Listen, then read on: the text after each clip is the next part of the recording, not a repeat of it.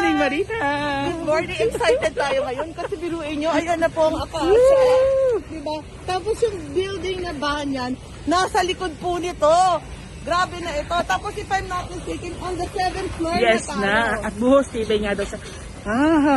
Uy, alam mo, grabe, no? Pinayagan tayo mag-shoot. Oo, bawal ko eh. Oo, pero safety, siyempre safety. Hanggang dito na tayo. So, ayan na.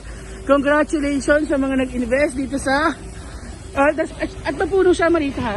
Yes, take note. Ay, kasi kapark yan. Yan yung park, Marie. So, ayan o. Nag-donate ng Philinvest. Sa...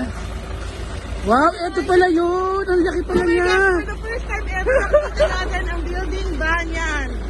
Wow, so ito yung Acacia. Ito ang Banyan. Hanggang dito na lang tayo. Ayan, kasi delikado na raw. And take note. Wow. At the 7th floor as well.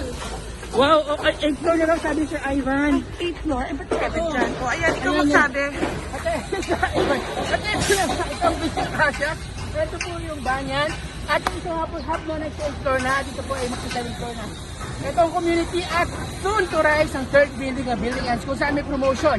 12,000 pesos lang, 2 kwarto na.